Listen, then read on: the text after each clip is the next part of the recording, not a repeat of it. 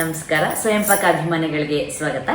ಈ ದಿನ ನಾನು ಮಿಶ್ರ ಬೇಳೆಗಳ ನುಚ್ಚಿನುಂಡೆ ಹೇಗೆ ಮಾಡೋದು ಅಂತೇಳಿ ತೋರಿಸ್ಕೊಡ್ತಾ ಇದ್ದೀನಿ. ಬೇಕಾಗುವ ಪದಾರ್ಥಗಳು: ಮಿಶ್ರ ಬೇಳೆ 1 ಕಪ್ನಷ್ಟು. ಇಲ್ಲಿ ನಾನು ಅಂಗಡಿಯಿಂದ ತಂದಂತಹ ಮಿಶ್ರ ಬೇಳೆ ಇಟ್ಕೊಂಡಿದ್ದೀನಿ. ಈ ಮಿಶ್ರ ಬೇಳೆನಲ್ಲಿ ಇದರಲ್ಲಿ ಕಡಲೆಬೇಳೆ, ತೊಗರಿಬೇಳೆ, ಉದ್ದಿನ ಬೇಳೆ, ಮಸೂರ್ ದಾಲ್ ಹಾಗೆ ಹೆಸರು ಬೇಳೆ ಇದೆ. ನಾನು 2 ಕಪ್ನಷ್ಟು ನೀರು ಹಾಕ್ಬಿಟ್ಟು ಈಗಾಗಲೇ ಬೇಳೆಗಳನ್ನ ನೆನೆ ಇಟ್ಟಿದ್ದೀನಿ.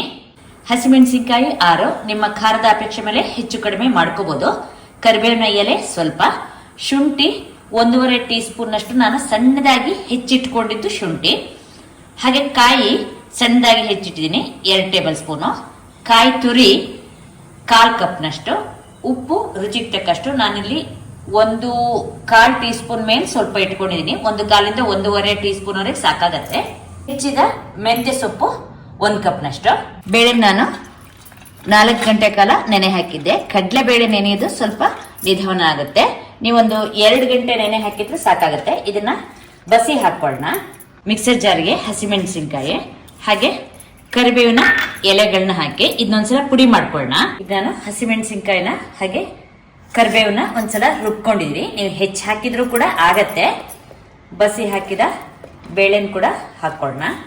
ಈ ಕೊಬ್ಬರಿ ತುರಿನೂ ನಾನು ಬೇಳೆ ಜೊತೆ ಹಾಕ್ತಿದ್ದೀನಿ. ಯಾಕೆಂದ್ರೆ ಸ್ವಲ್ಪ ಇದು ಒಂದೇ ಸಮಯ ಇಲ್ಲ ಕೊಬ್ಬರಿ ತುರಿ, ಆದ್ರಿಂದ ಒಂದ್ಸಲ ರುಬ್ಕೋತಾ ಇದ್ದೀನಿ. ಇದು ಬೇಳೆ ನಿಮಗೆ ತರಿತರಿಯಾಗಿ ರುಬ್ಕೋಬೇಕು, ನುಣ್ಣಕ್ಕೆ ರುಬ್ಬೇಡಿ. ಬೇಳೆ ನಾನು ತರಿತರಿಯಾಗಿ ರುಬ್ಕೊಂಡಿದ್ದೀನಿ. ಇದನ್ನ ಒಂದು ಬಟ್ಲಿಗೆ ತೆಕ್ಕೊಳ್ಳೋಣ. ಹೆಚ್ಚಿದ ಶುಂಠಿ ಹಾಗೆ ಹೆಚ್ಚಿದ ತೆಂಗಿನಕಾಯಿ, ಮೆಂತ್ಯ ಸೊಪ್ಪು ಹಾಗೆ ಉಪ್ಪು ಹಾಕಿ ಇದನ್ನ ಚೆನ್ನಾಗಿ ಕಲಿಸ್ಕೊಳ್ಳೋಣ. ನಂತರ ಸ್ಟೀಮರ್ ತಟ್ಟೆ ಇದೆ, ಅದಕ್ಕೆ ನಾನು ಸ್ವಲ್ಪ ಎಣ್ಣೆ ಒರೆಸಿಟ್ಕೋತಾ ಇದ್ದೀನಿ. ಇಲ್ಲಾಂದ್ರೆ ನೀವು ಯಾವುದೇ ತಟ್ಟೆ ಅಥವಾ ಬಟ್ಲನ್ನು ತಗೋಬಹುದು. ಸ್ವಲ್ಪ ಹಿಟ್ಟು ತಗೊಂಡು ಇದನ್ನ ಈ ತರ ನೋಡಿ ಉದ್ದುದ್ದ ಬರುವಂತೆ ಒಂದೊಂದು ಉಂಡೆ ಮಾಡಿ ಇಡಿ.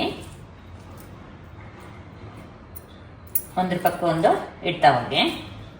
ಇಲ್ಲಿ ಉಂಡೆ ಕಟ್ಟೋಷ್ಟೊತ್ತಿಗೆ ಒಂದು ಪಾತ್ರೆಗೆ ನೀರು ಹಾಕ್ಬಿಟ್ಟು ಅದರಲ್ಲಿ ರಿಂಗ್ ಹಾಕ್ಬಿಟ್ಟು ಬಿಸಿಗಿಡಿ, ಕುದಿಲಿಕ್ಕಿಡಿ.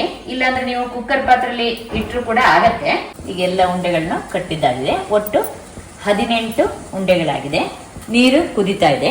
ಕುದಿಯೋ ನೀರಿನಲ್ಲಿ ಇದನ್ನ ಇಟ್ಬಿಟ್ಟು ಆವಿನಲ್ಲಿ ಬೇಯಿಸ್ಕೊಳ್ಳೋಣ.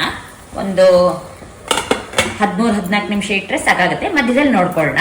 ಈಗ ನಾನು ಇಟ್ಬಿಟ್ಟು ಒಂದು 15 ನಿಮಿಷ ಆಗಿದೆ. ಒಂದು ಕಡ್ಡಿ ತಗೊಂಡು ನೀವು ಈಗ ಒಳಗೆ ಹಾಕಿದ್ರೆ ನೋಡಿ, ಕಡ್ಡಿ ಏನು ಅಂಟಿರಬಾರ್ದು. ಕಡ್ಡಿ ಸ್ವಚ್ಛವಾಗಿರ್ಬೇಕು. ಈಗ ಇದು ಆಗಿದೆ.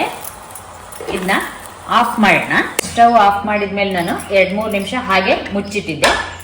ನೀರಿನ ಶಾಖ ಇನ್ನೂ ಇರುತ್ತೆ, ಅದರಿಂದ ಅದು ಚೆನ್ನಾಗಿ ಇನ್ನೂ ಆಗುತ್ತೆ. ನೋಡಿ ಒಳಗೆ ಕೂಡ ನೋಡಿ ಇದು ಚೆನ್ನಾಗಿ ಬೆಂದಿದೆ.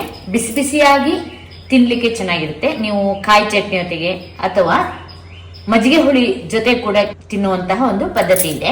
ಈ ನುಚ್ಚಿನುಂಡೆಗೆ ನೀವು ಯಾವುದೇ ಸೊಪ್ಪುಗಳು ಅಥವಾ ತರಕಾರಿ ಹಾಕಿ ಮಾಡಿದ್ರು ಕೂಡ ಚೆನ್ನಾಗಿರುತ್ತೆ. ನೋಡಿದ್ರಲ್ವಾ ನುಚ್ಚಿನುಂಡೆ ಹೇಗೆ ಮಾಡೋದು ಅಂತ ಹೇಳಿ. ನೀವು ಕೂಡ ನಿಮ್ಮ ಮನೆಯಲ್ಲಿ ಈ ಮಿಶ್ರ ಬೇಳೆಗಳ ನುಚ್ಚಿನುಂಡೆ ಮಾಡಿಬಿಟ್ಟು ನಿಮ್ಮ ಅಭಿಪ್ರಾಯ ನಮಗೆ ತಿಳಿಸಿ. ನಮಸ್ಕಾರ.